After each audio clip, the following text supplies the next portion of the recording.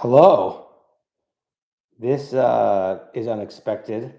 I just decided to do this 1 minute ago. So it's grainy, and I'm sitting on my couch, not where I usually sit, and I've had a few drinks. It's weird how grainy this is, but I'm not really sure I can fix this. Let's see if I can make the light a little less. Hold on 1 second.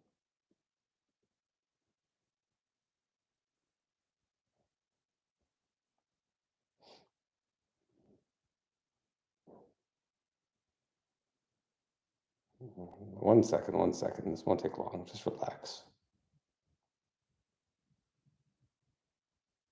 Oh, I really didn't do anything. Whatever. I did that shit. Oh, that's better. All right. Well, listen, it's been about 2 months since I've done a YouTube. I haven't been in the mood to do them. I've had a lot going on here, and I don't know. My kids, my boys are asleep. It's 6:50 in the evening right now, and my daughter goes to sleep in about 50 minutes, and my wife's with my daughter right now. So I thought this is a good time to knock out a lot of stocks that I haven't talked about in the last 2 months. So why don't we start with Target Hospitality, which I think probably is the most important one to update. So I have sold virtually all of my Target Hospitality. I've sold 98% of it. Yeah, I have a 30 basis point call spread position in it. Um, and I will explain to you why. So the issue that I have with Target is that the PCC contract, their biggest revenue. Oh, my dog. I'm on YouTube. Thanks, sweet girl. She just told me she's out of seaweed. She likes to eat seaweed at night. She wants me to refill her seaweed. I thought that was my dog, uh, who has cancer, by the way. So it's been a long few months. Anyway, I'll get to that later if I have time. But their contract, their biggest contract, this annual renewal, this PICOS or PACOS or however the fuck you say this name of this facility. I think that this contract and this facility is extraordinarily suspect to a cancellation by the Trump administration. So the first thing you know about this facility is that it's not annual renewals. Yes, they renewed it 2 weeks ago. I sold most of it before that, and I tweeted all this. Anyone that follows me on Twitter knows this. I was out of most of it before even the renewal. But if you look at the 10K from last year, this contract can be canceled by convenience. It's called by convenience, which means for any reason at any time on any day, which is the same way that the Dilly contract was canceled. And there's no penalty, there's no notice. Okay. So let's take a step back. What this facility is. This facility is to house unaccompanied minors that come across the border that they don't have current housing for. So today, or over the last 6 months, there's been about 6,000 unaccompanied minors in the hands of DHS or Homeland Security or ICE or whatever. They have the facilities to handle unaccompanied minors. The reason why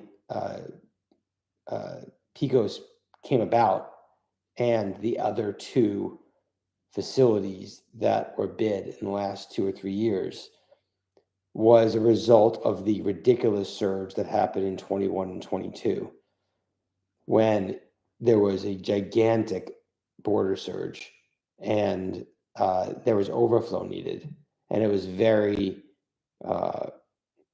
politically inappropriate for there not to be a place to put minors that came into the country illegally. And since 2022 or 2023 even, Democrats did a better job with the border, and the border is now more like it was during the previous 8 years, not even Trump years, even Obama years. And there's no surge anymore. And it's fair to say that there will not be a surge in the next 4 years based on who America decided to elect as their president. Here's the most important part. In 2024, our current year, there has not been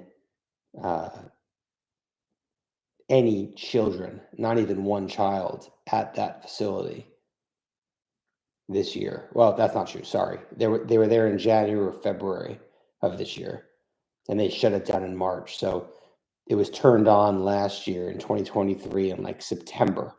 In September of 2023, it was turned on, and there were a few hundred that were put in, and then it was turned off in February of 2024.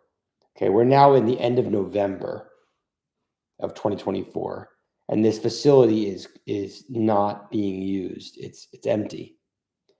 And I believe the other major facility that was signed on to house migrants, unaccompanied children, is also empty. So if you're Trump and you're Trump's administration, again, I want to be very clear here. I don't want any ambiguity here. I completely loathe Donald Trump. I am for a secure border, and I'm not a Democrat I mean, I've always voted Democrat my entire life, but you can't label me as a politician or as policies I believe in. I loathe Donald Trump. I'm very upset that he was reelected president. But if you believe Donald Trump has a mandate of shutting the border down and cutting waste out of government, tell me why this facility that is empty, there's no one in it. It is government law that they have to house all migrant children that come into America, but it's empty now, and they have the facility to do it outside of my dog. They have the facility to do it outside of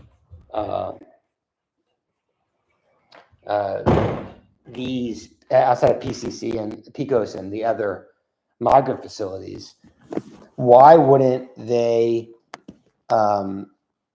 cancel this like immediately within 6 months of becoming office? This cost them, I think it's like 180 million a year, 160 million a year to sit idle. I know what the EBITDA contribution is, which I'm going to get into in a second, but they just have this facility that's sitting idle that will never be used again because they're never going to let a surge happen again from 2021 or 2022. And they could save $175 million a year by canceling the contract. So I can't come up with any reason why they don't cancel the contract. Now, the Bulls would say, you have PICOS, you have Dilley, you have all of these facilities that can house migrants as Trump deports people. I mean, my two answers to that are, I have no interest in being involved in a company that's involved in the deportation of people. I can't imagine anything worse to be invested in. That is not why I got involved in this. This was a squeeze out. I thought TDR was going to take over the company, and their original purpose of Dilley and Pecos was not prisons. It was the Pecos thing was a humanitarian thing for them to have a place to stay till they're 18 by law, and they're treated with dignity and with food and whatever. I mean, it wasn't supposed to be this wasn't supposed to be a for-profit prison. But even that being said, even if I thought that, or even I put aside moral reasons for being involved in Target, you have to believe that Trump is going to sign contracts to use Dilley or Pecos or whatever for deportation purposes. And I have a hard way to bridge how these facilities are used as temporary station homes for deportation. Now, they might be, and it might work. They are there in Texas, and they are, I don't know. They definitely could work, okay?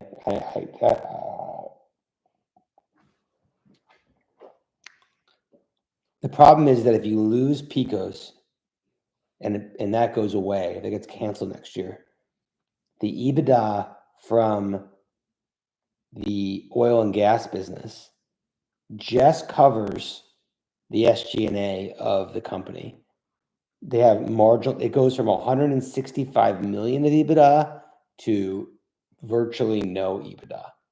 You can look at the gross profit of what the Pecos, contract is. By the way, the Pecos contract was also just renewed at $10 million less than it was the previous year without the variable revenue. So who knows what's going on there? This company is fucking sketch as fuck.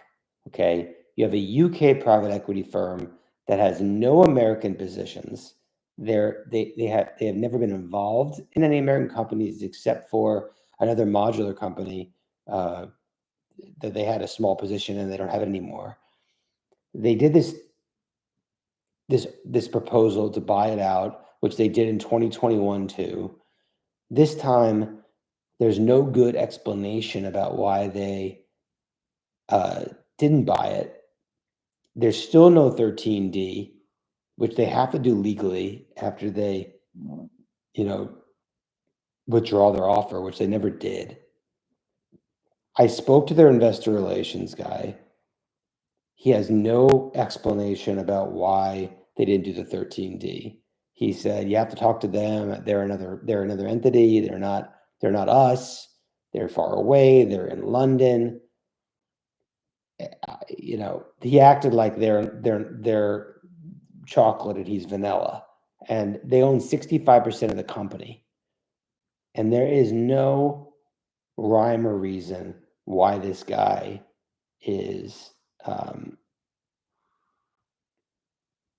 there's no rhyme or reason what's happening here. Okay. It's a 13 or 11-year-old position. They have to sell the company. They have no reason to own the company. Taking it private never made any sense. They need to exit this position. So they clearly put this bid in. They try to solicit third-party bids. This is like the most toxic shit ever. What private equity firm wants to buy this shit? Who? My mistake here, and I didn't end up losing a lot of money here. I lost, a lot of money based on how much money I lose on ideas. I take these huge positions, and I could have lost so much more. I don't know. Maybe I lost 1,000 basis points. 10% would be a lot for most people. But for this, I could have lost 30%, 3,000 basis points. I probably lost 1,000 basis points here. I mean, you have a company that has one big contract that is being not used. It's literally empty. It's completely empty. It's been empty since February. There's no reason whatsoever to think it's ever going to have another utilization again. Okay, it might never open again. And that contract, this property, is the entire EBITDA of the company. I mean, it sounds a good short. Now, I'll tell you what. Here's my full disclosure to you. I did no due diligence on this when I bought it back in April or May. None. Now, if I did do the due diligence, I would have been enthused that this facility was utilized in the winter of 2023. I would have saw it was used. There was a surge over the winter and they opened it up. But it was a very minor occupancy. It was just a few hundred people versus the 3,000 it holds. Okay. It was almost like a token thing they did because they had to do it to prove that this property was needed for the government to have it. Okay. The second thing I would have saw was Dilly has been around for 10 years or even more, 10 years, 2014 or 13. And it just gets renewed every year. And there are people at Dilly. That was a real facility that existed that was renewed twice. It was last time was used in 2021, I think. Okay. I don't think I would have changed my views on the idea in April or May if I did the due diligence that I did not do. Okay. My work on this was majority minority squeeze out work. The 65% holder knows what this is worth. They were buying back stock hand over fist in January or February of this year for the first time in years. And then they lobbed their 1080 bid in March. This thing is like it's what I've been doing. It's a single. I'm looking for a single. It's an easy layup for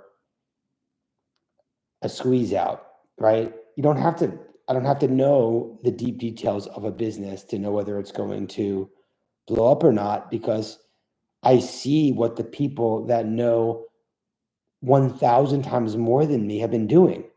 They didn't have to buy back stock in January and February. They're a European, a UK-based private equity firm that needs to exit this. So if they want to have less of this, they would be dividending it out or adding the cash to their balance sheet so they have salvage value if this is shit.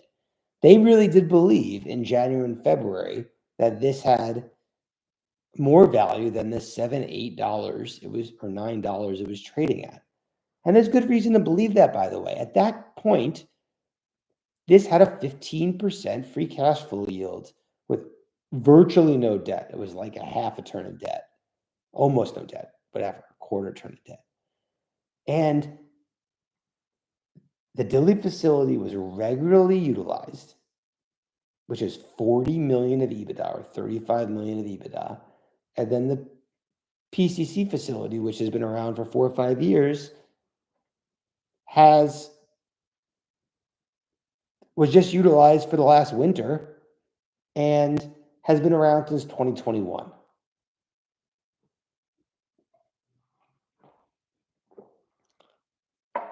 So can you put a multiple on that? I don't know.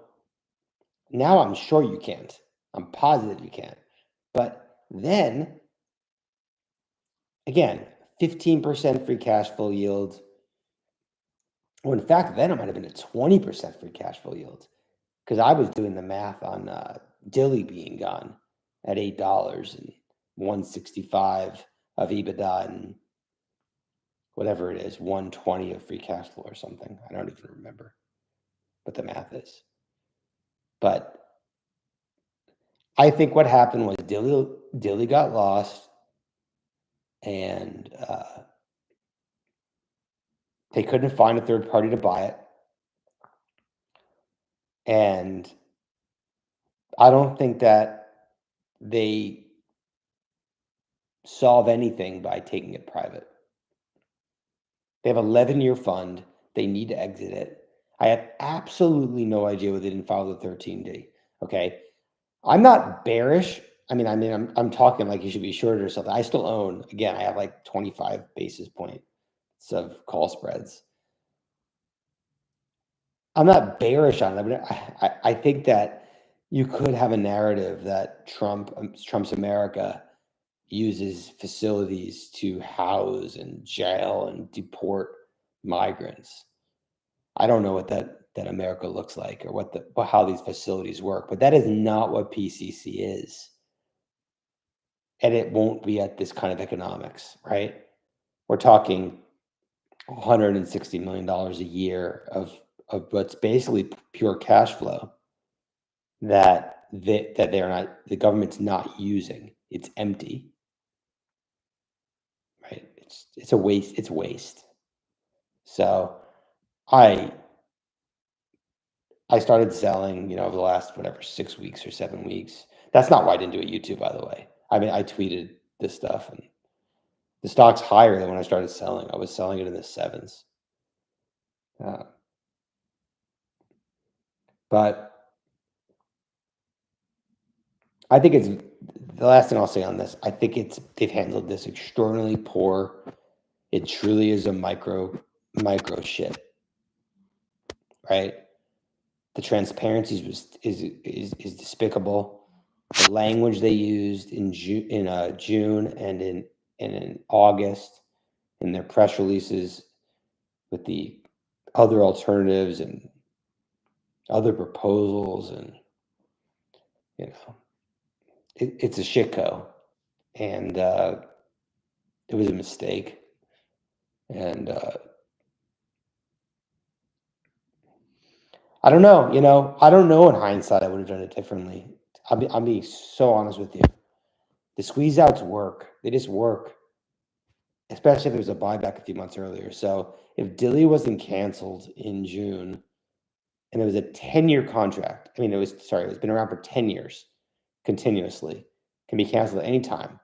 So if that just lasted 3 more months, I do think that it would have ended up in a sale to TDR at 11.50 or 11.80 or $12 or whatever. We'll never know unless we see a proxy what happened. But I do think they were kind of bluffing that they wanted to start a process from making the initial bid. I just don't understand why they had to do it that way. They could have just run a process privately. They own 65% of the company. They don't control the board, but they own 65% of the company, so they can solicit bids anytime they want to. It just doesn't make any sense to me that they would be doing it as a bluff. Also, they wouldn't have bought back stock as a bluff. Buying back stock only affects them. They own 2/3 of the company. So I think they were blindsided by Dilly, and I think they most certainly realize now, post Trump winning, by the way, they canceled the bid in September, that contract, that PCC contract is fucked. You can't put a perpetuity on that because it's never going to have people in it again. So I just spent 25 minutes talking about Target. So let me see what the comments here. I also see some people currently stay in expensive hotels in cities being moved to border facilities. Seems unlikely, though, of course. That's a great point, Stacy. You're right.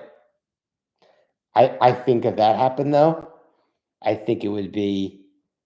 I read this about him trying to deport all these people.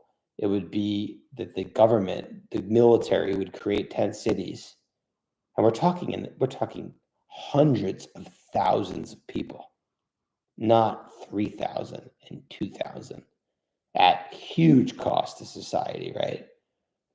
Hundreds of thousands, really millions, if you're talking what Trump's talking about. I mean, Dilly, I think, holds 2,500 and Picos holds 3,000.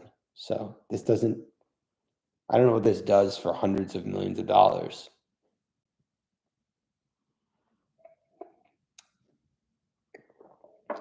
Dilly's actions since Dilly lost have been like they got replaced by space aliens.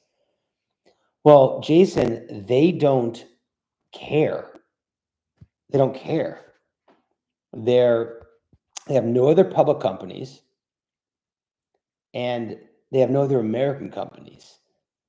So they don't give a fuck about any of us. In fact, they would like to tank the stock to buy it back or whatever, but even that doesn't matter to them. They own 65% of the company. You know, I mean, think about that. They own 2/3 of the company. So it's like they're stuck. And who buys this? Like, what private equity firm wants to own this? And again, this is all hindsight 2020 shit. I didn't even think that it was for sale to a third party. I thought it was going to be sale to TDR, but you know what? TDR didn't put in their 13D in March, they wouldn't sell to a third party. But they did that back in 2021. So why did they decide in 2021, when it was $1.80 or $1.50 or whatever, that they wouldn't sell to a third party, but in 2024, they completely removed they wouldn't sell to a third party. I thought that was bullish. I thought that meant we could have a full auction. They were worried about lawsuits based on Delaware law, and you have to make sure you have a full auction so you don't get sued after. I thought they were stealing it, but that their theft would be done in a more transparent way. And again, we'll never know the truth behind this. I mean, we might know one day, but we won't know because Dilly got canceled. And that's a big perpetuity cash flow that had huge value. It's 40 million of EBITDA a year. And if you put a 10 multiple on it, it's worth $400 million. It's worth $4 a share. You know? And then the facility's still empty 6 months later. Oh, the last thing about Target, which is I could talk about this for another half an hour. I think I have about 20 or 30 minutes till my daughter goes to sleep and I have to make dinner with my wife.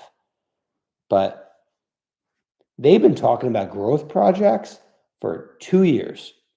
Go read every conference call from the beginning of 2023 through the end of 2024.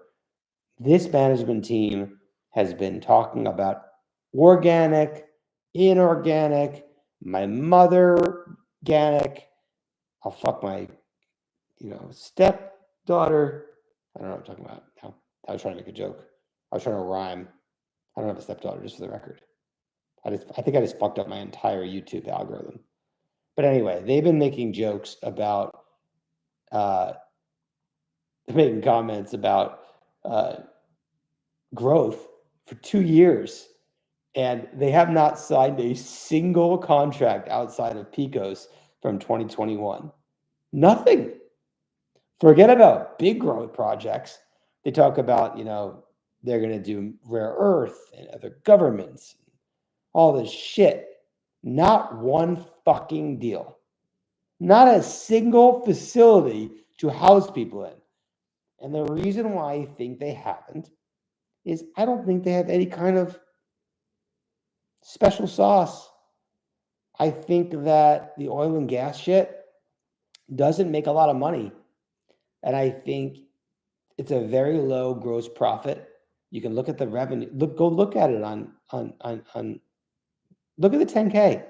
Look at the profitability of their oil and gas stuff versus the government stuff. And it's crap. And that's scary, right? They can't charge good robbing returns against anyone but the government. Private companies can figure out what it costs to build a few modular facilities and hire some chefs and some cleaning ladies. And they haven't done it. I just don't know what this business is. Okay. Now, the downside is that the pre-depreciated book value of this business is like $5, I think, $5.50 or something like that. And they own these facilities, and they could be repurposed for what, though? Outside of government, what the fuck are they repurposing it for? It's not being used. They've been in business for 15 years. The oil and gas business does not make them money.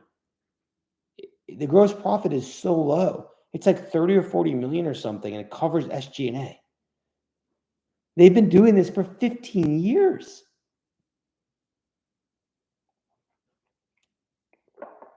So unless, by the way, I am not discounting the fact that they can grift and hire every Trump person in the world. By the way, that is some fucking sketchy shit. The last press release where they said they hired the Trump border czar or the border DHS person to be their consultant, that woman has been involved in Target and their nonprofit endeavor company for years. Google her name, look at her Wikipedia page, years. 4 years now, she has been on the payroll for Endeavor and Target. All bullshit. She is nothing special. She's always been there. And the PCC contract was signed by Biden and the Democrats, not by Trump. Okay.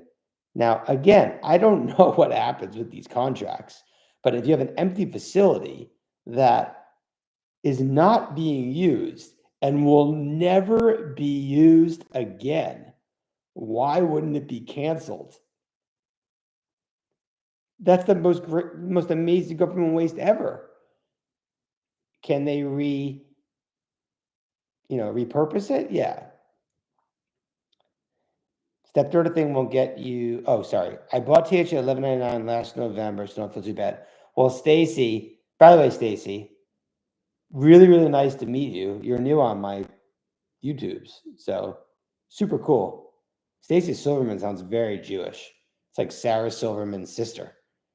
I was not involved last year, Stacy, with all the Target drama with the renewals and all this stuff. And I actually just feel bad for you that you've had to deal with this drama for as long as you have. The difference between you and I, Stacy, is I size things huge. So this was like a 30, 40, 50, 60% position for me with, options and stuff. So this was not some little position that I put on. When I say little, it's never about the dollar value. It's about the size of the portfolio. So lots of drama here with me, with Target. Step third thing won't get you demonetized as long as you don't show any prices right in the background. I have something really funny to tell all of you about demonetization. A few years ago, I've been on YouTube now for 4 years since BMYRT. And a couple years ago, they offer, the right to be monetized. And I opted in for it, or I looked at it because I was just curious about it, and I won't make any money off this. Obviously, like literally it'd be like 25 cents or something. And it says you have to have 1,000 subscribers to participate in the YouTube monetization platform. I have like 990 subscribers, which is really funny because my average video has like 300 or 400 people that watch it. It's pretty consistent. I'm gonna look right now. Let me see here. Let's see here. Your videos. Oh, I don't even know how to do this. Oh, whatever. I'm wasting your guys' time. I want to see how many subscribers I have. Hold on. I'm almost done. I'm sorry. Your channel. Oh, I have 1,000 subscribers. Holy shit. I have 1,000 now. I don't know, or round it up, but it says 1,000. I don't know. And anyway, I can't make money until I have 1,000 subscribers. It says you can't participate in our ad program. I was just super excited to see what the ad program looks like. Though I will guarantee you this, I will turn off ads if it means that you guys have to skip ads to watch my videos. So, in fact, I will do that tomorrow. That's just super annoying for my 25 cents I might make. So anyway, that's my target. Wow, I probably could have done a whole hour on target, but let's move on. So, holy shit, there's no way I'm going to get done with this tonight. Wow. So, you know what? Actually, why don't I take a break from stocks and Maisie's next to me.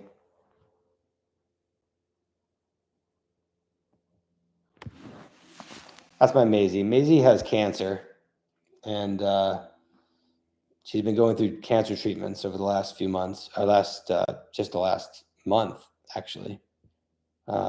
She had surgery a few months ago and all sorts of stuff, and she's going to die. So I don't know whether it's 3 months or 6 months or 9 months or whatever. But that's been hard. For those of you that don't know, I adopted Maisie about 6 years ago after my other dog got hit by a car when I was out of town.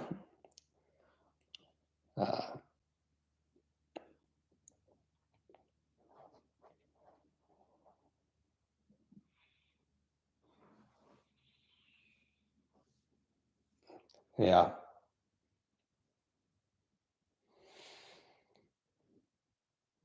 Anyway, I haven't really wanted to do any YouTubes for a lot of reasons, though. You know, BridgeBio thing is obviously my two biggest positions. Well, my three biggest positions were Target, BridgeBio, and I had this huge position in Nordstrom, and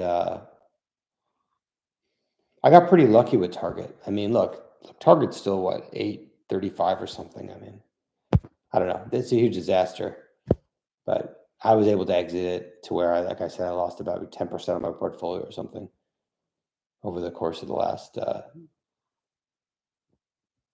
few months. And the Target thing wasn't that bad, given how bad the outcome was. BridgeBio is my biggest position now.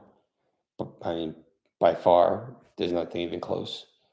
And I could talk for 2 hours on BridgeBio. And a lot of you that are on, even watch my YouTubes, know that I know my thoughts on BridgeBio. But BridgeBio is very different than Target Hospitality. I mean, outside of, and this is a real risk, these things were all risks, okay? Outside of BridgeBio being commercialized, and they had 700 people in their phase 3 trial, but outside of this, being commercialized and there's some crazy side effect from it, I think this is an extraordinarily de-risked biotech that has a very, very high chance of success over the next 15 months. And I don't know. I'm incredibly bullish about it. I don't know. Again, sometimes I think that my naivety to biotech, to science, and to I thought of this today. So the people that the biotech people, they go in all lanes. So there's what, 100 diseases including, rare diseases? 50, 100? A lot, right? What do you get? What do you guess? 100 sounds right. Like 100 diseases, including rare diseases, that could all be worth $1 billion plus. 100 sounds right to me. You can push back if you want.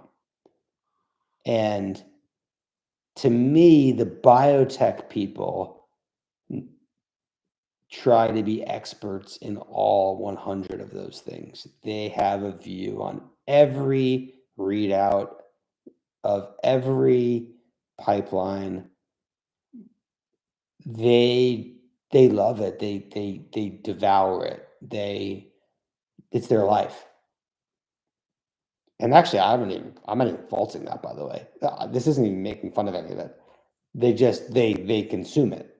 They know what the top 20, 30, 40 readouts are, what the top 20, 34 indications are.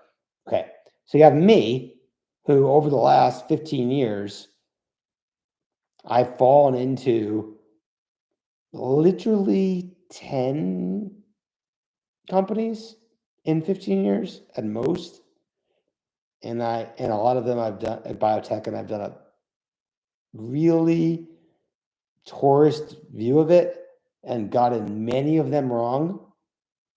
I mean, most of them wrong, even well before I did YouTubes. I mean, I owned ONTY, I owned CLSCN, Celsian, Oncotherian. These are cancer companies 10, 15 years ago. I was piggybacking a hedge fund that I respected, doing no work or anything. What work am I going to do?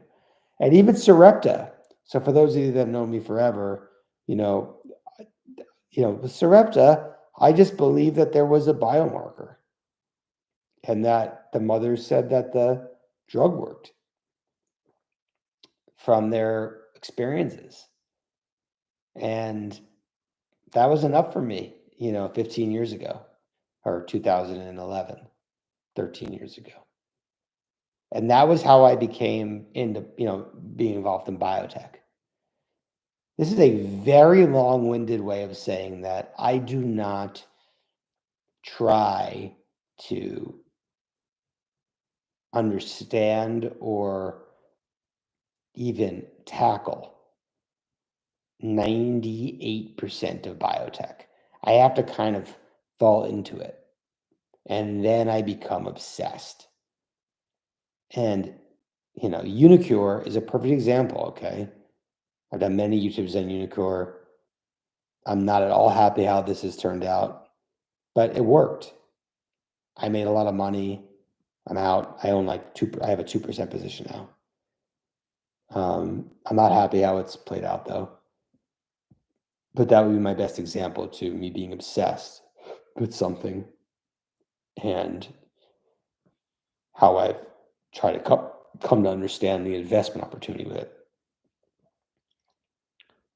Since then, and I also have done a lot of major amendments. I'm really into the major amendments. BMYRT, the CVR, perfect example, right? I'm just trying to figure out whether or not I saw what the drugs were. I did research on those 3 drugs, whether they're approvable, deep dives on it. And yeah, they all got approved, right? All 3 of them. So that's kind of how I approach the limited biotech that I do. But when I'm in it, I'm like in it. I am fucking in it. And I don't know what it is about BridgeBio. I don't know what it is.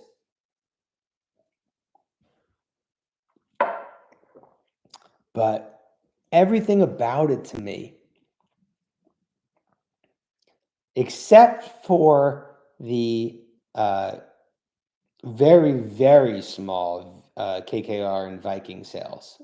Viking sold some 18 months ago, like 5 or 8% of their holdings, and KKR sold some in September. Outside of those 2 small, oh shit, are my kids up? Hold on, let me just make sure. Hold on. No, we're okay. It's my daughter. Outside of those 2 small data points of not happy, very large insiders that are selling, uh, even if they have, again, funds that are 10 years old or whatever. I have a very hard time seeing anything bad about this investment. This setup to me is one of the greatest I can imagine from a de-risk perspective. So you look at BridgeBio, and let's just use $30 as the price point. So at $30, it's a $6 billion market cap, and I don't know. I think there's like $1.5 billion of debt, and then $900 million of cash. That's all going to get burned. So, I never know how to do this, but why don't we just burn the $900 million to nothing and use the $6 billion and the $1.5 billion of debt, and use $7.5 billion as the enterprise value. And you have this company that they have a drug that is approved, that I do everything objectively. Did you not just hear how I just described Target Hospitality, the company that was my biggest position before? I can pivot like nothing. I have no loyalty to a stock. Okay.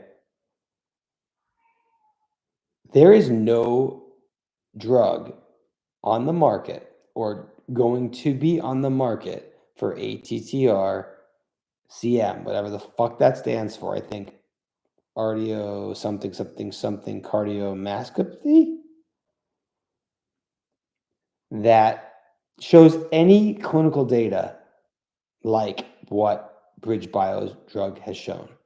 So let's start with Pfizer's drug that has $6 billion a year of sales. Okay. This is the same mechanism of action. This is the same drug. They're both stabilizers. So they do the same thing. You don't even have to compare trials to each other if you agree that they do the same thing. The only comparison you should make is whether the pharmacology of the two drugs, whether one is more potent than the other. If one is better than the other at stabilizing, then it's clearly a superior drug, period. Period. But you have to take the pill twice a day versus once a day. It's going to save your life and keep you out of the hospital, but it's 2 pills versus 1 pill. Boo fucking who. But they ran a trial. They ran a full trial. Anyway, of course, they have to run a trial. And the trial's results, even though you can't compare to a 5-year earlier trial of Pfizer based on the health of the participants that were there, that it still beat it. It beat it from first to hospitalization or mortality, and it beat it at 30 months all in. Okay. The only thing you have to hold your hat on is that the Pfizer trial at 30 months had a stat sig mortality, and the BridgeBio didn't. And this is the most absurd shit ever. Anyone that knows anything about health knows that that is not a sign the BridgeBio drug is inferior to the Pfizer drug. The Pfizer drug just needed a few more months of blinded data, and it's that sig, and they're completely different patient populations from 5 years apart. And tafamidis was dropped in to the BridgeBio trial. The placebo group had it starting in month 12. The only purpose of these trials is to show that the drug is working and is working in a statistically significant way. And then if you can then isolate the pharmacology of it, that it's superior to the one on market, which is the exact same mechanism of action, then you should take this versus that. And what did the FDA do? The FDA put in the fucking label that it's near complete stabilization versus the Pfizer drug. It's in the label. They're not going to put the chart of mortality because the mortality chart did not hit stat sig, but they put it in the label. It said it reduces mortality and it reduces hospitalizations. Why would you put a chart of something that, again, did not hit stat sig based on the time of the event readout? But it's not, you don't have to be a fucking idiot to see that it reduces death. By the way, the aniline drug does too. That other drug works too, okay? Vutri works too. It works. It definitely reduces hospitalizations and death, okay? But there is no way, if you look at that fucking data, that the Vutri data is superior to the BridgeBio data. It's just not. Just compare everything about it. Yes, that's healthier patients, but that trial just read out a year later, 9 months later. And yes, they had less class 3, but there's no way that that would be such a magnification of how different this readout was. At month 30, that trial fails. It doesn't even hit hospitalizations and mortality. It fails the readout. At month 33 to 36, there's no mortality readout. They hit that mortality readout based on their open-ended 42-month readout with OLE. It's complete bullshit. It is fucking ridiculous. And I am certain that in real life, when people are being given an option for treatment for this disease, assuming we can make the payer situation neutralized, which I think we can, given the cost of the 3 and pill versus infusion and whatever, and incentives for infusion, I know all the shit. BridgeBio's drug is going to surge. And I'm only referring to new patients. I'm not even referring to crossover patients. 20 to 40% of people currently on TAFA, or TAF, whatever the fuck you want to call it, tafamidis, they progress, right? And if they go to their doctor twice a year and they're progressing, and you can choose between 2 different new things. Well, the first one's only available for the next 3 months. Now, I'll give you this. If I'm progressing from a stabilizer and I'm dying, I don't know what I would do. I might go to the silencer, right? It's something different. It's a different mechanism of action. I don't know. I might do that. It depends on how much I'm progressing.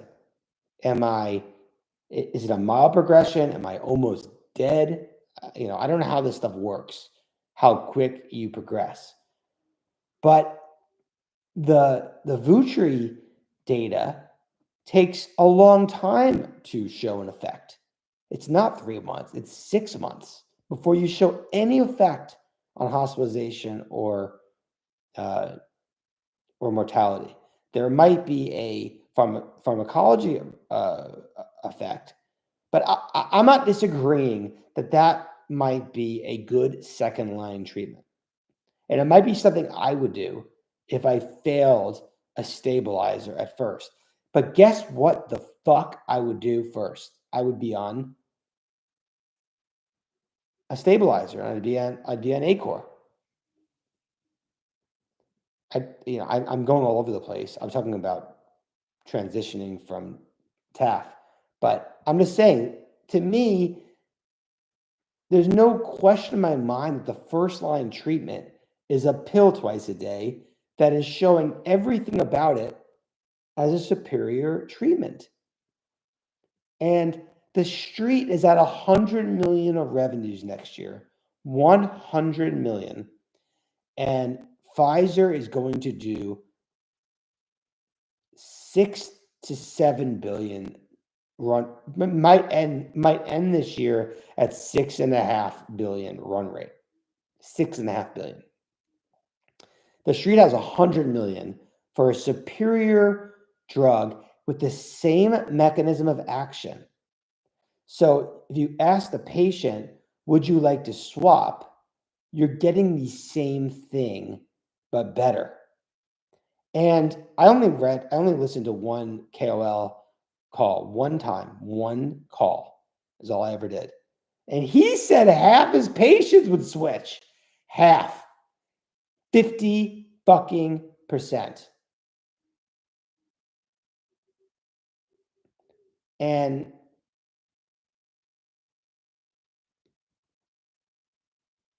I don't know. I mean, if 50% of his patients would change, then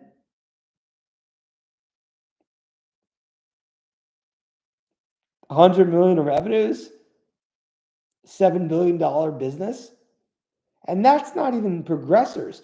He said he would move all his progressors immediately. That's what he said. Because he can't wait for Vutri. But even he said, or other KOLs said, they would split it 50-50. Whatever the fuck that means. Progressors. So to me, the BridgeBio thesis is the greatest layup I've ever seen in a biotech. But again, I'm a novice. I'm a rookie.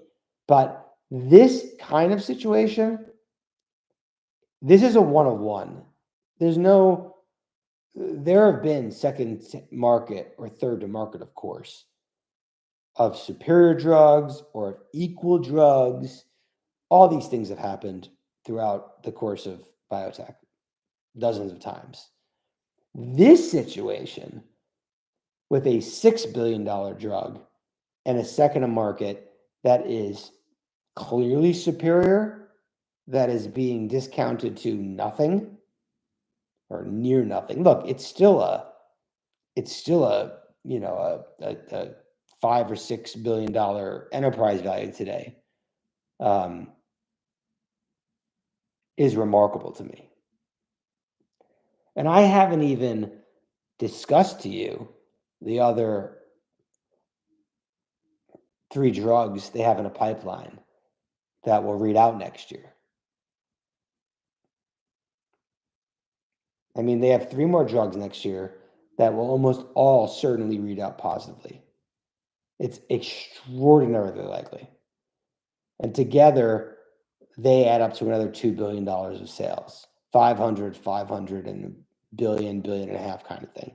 The big one is the third readout with the BioMarin. I can't read these words, what these things are. Acroplanigia, whatever it is. And I mean, those 3 drugs are worth 4 to 6 billion alone. And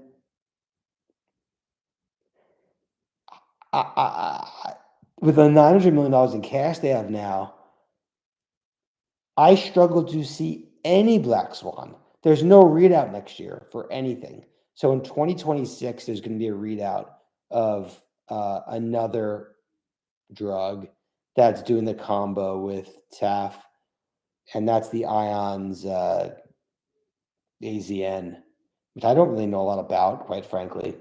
But the risk there is that that's going to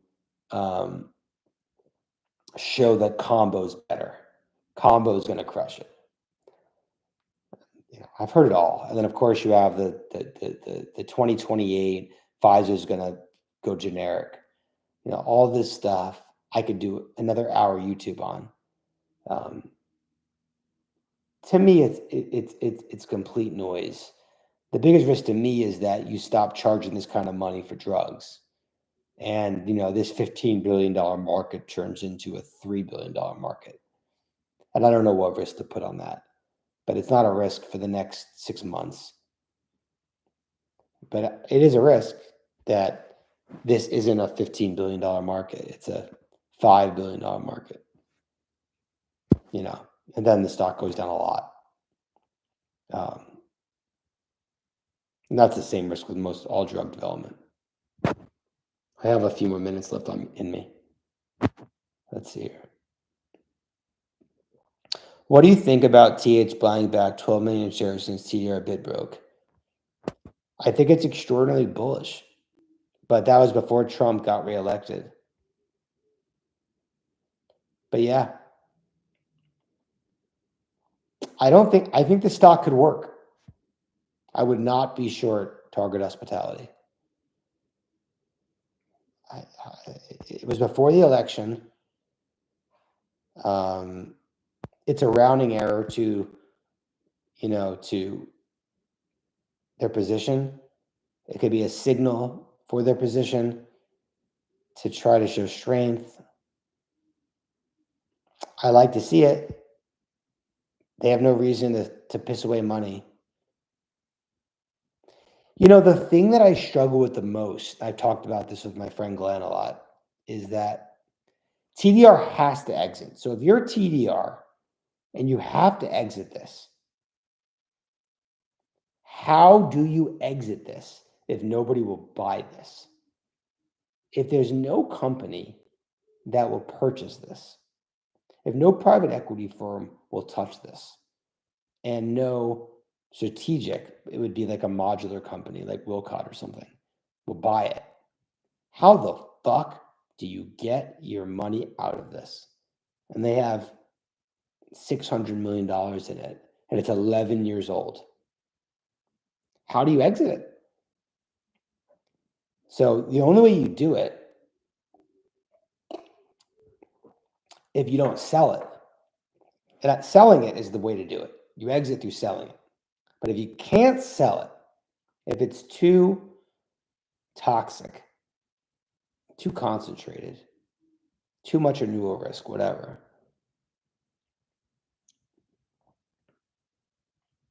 you have to dividend yourself out of it. You do dividend recaps and stuff. You don't buy back stock. You do a dividend recap.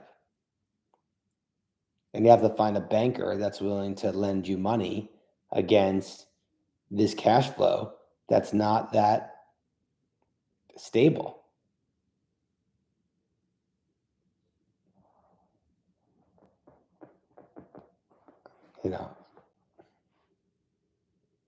I don't know. If YouTube is like AdSense, you also don't get paid out until the amount. So yeah, I'm not counting any money. To me, it would just be funny to see if I could make any money off this. But I would also be upset, super upset, that you guys would have to watch videos, ads, and replays. So I will opt out. I don't think I even opted in. I never opted in to do ads. So don't worry. There'll be no ads on my videos. I was surprised how small the pop was in BBIO. Why though? I mean, it was always going to be approved. The risk was that it was going to be delayed by 3 months because everybody sees these drugs getting delayed. But why would we think it wouldn't get approved? The label, if you did any research on this stuff, that was always going to be in the label, the mortality and the cardiovascular. I didn't do the research, but others did, and there was no risk of that. So I'm not surprised it didn't go up that much. This is the right amount, quite frankly. I hope it stops going down, but $3, $2, that's kind of what I thought was going to happen. It was pricing in $7 with options. Sending love to Maisie. Give extra scratches behind the ear from the YouTube gang. Jason, David too. You guys are this. I've always been just the nicest guys and the nicest people. And I don't know. She's the sweet. She's so good. I mean, look at her. She's not like.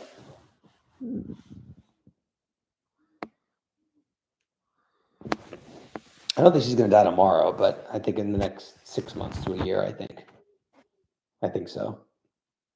But she's good. She's spunky. She's vibrant. There's all sorts of shit going on with her. Second question. How do you reconcile TDR's second unqualified bid that TH rejected with your review? If no one will buy, then no need to buy. You're making great questions, Eldar. Eldar, we don't know what the second bid was. I overanalyzed, and I still believe that sentence in that press release was that there was other bids by them, and it wasn't better than standalone. That's what I analyzed. And the fact there wasn't a 13D filed since then, I still stand by that. Oh, by the way, I don't think I did a YouTube on this since. They changed the bylaws of their charter back in middle of October. And they've done that before. They did it a year earlier too, so it wasn't that weird. But some of the things in that were extraordinarily odd. For instance, the company voted to change the color scheme of what a proxy contest looks like in a proxy war. So it said like the company always gets the color white, and the hostile gets a different color. This is crazy shit because TDR owns 65% of the company. So it doesn't matter what their proxy color is, they can take over the board. They only have one seat right now out of 7 or whatever, 6 or 8 board members. But they own the company. So that's weird as shit. And your statement about what does it mean that they bid but didn't win it? My conversation with investor relations, again, I don't ever do this stuff. This is the first time in years I did an IR call. And the only reason why I did it was I sent them an email that was hostile, and they offered a phone call. And I did not come away from that phone call feeling good about anything. He was very bullish about the company, or excited about the company, whatever. But he made it sound like TDR was some foreign entity that is not relevant, and they don't know what they're doing. And if you want to talk to TDR, you should call TDR. In fact, I'll tell you what. The fucking troll that was on this YouTube months ago that said, "Have you spoken to Gary?" I'm virtually certain that he did speak to Gary, and Gary said, "We're not buying Target." Now, that doesn't mean that they don't think the Target's worth more money than it's trading at. And it doesn't mean that they didn't buy back the stock because they think it's undervalued. And your question, Elder, here, if no one will buy them, no need to show strength. Everything is a minor cost or signal, right? So if they buy back, $10 million of stock, whatever they bought back, let's say they overpaid by it by 1%, 10% or 5%, or what did it cost them? It cost them $1 million. let's say they bought back $10 million of stock and it's worth $9 million. And so they overpaid by $1 million and they have $650 million of stock. It's a signal to everything. They want the stock as high as they can because it projects strength to eventually sell the company to somebody at some point. There could always be a buyer at some point. They have to exit this. And I don't know how the fuck they exit it. So I don't have, again, I would not short this. I'm not short it. I still own, like I said, like 25 or 30 basis points of call spreads. I would not be remotely surprised that they get some crazy contract under the Trump administration for whatever. I would bet more than likely in the next 12 months that PCC contract is canceled. More than likely. Over 50% chance. Gone in the next 12 months. Not renewed in November or canceled earlier. And if I have that view, how the fuck do you own this? I mean, I don't know. You answer yourself the question. It's empty. It will remain empty indefinitely. There's no chance there's any fucking kids in that facility, teenagers, for the next 12 months. And they're trying to come up with ways to cut spending despite all the price hikes and all this shit. So, I mean, all the tax cuts and all this stuff. All right. I can talk for another 2 hours, but I think I have to make dinner with my wife. So this was really nice, guys. This was very cathartic for me. So thank you. And I'll do another one maybe tomorrow or whenever I want to do it. But we'll finish the rest of the stocks in the coming days. Take care, everybody.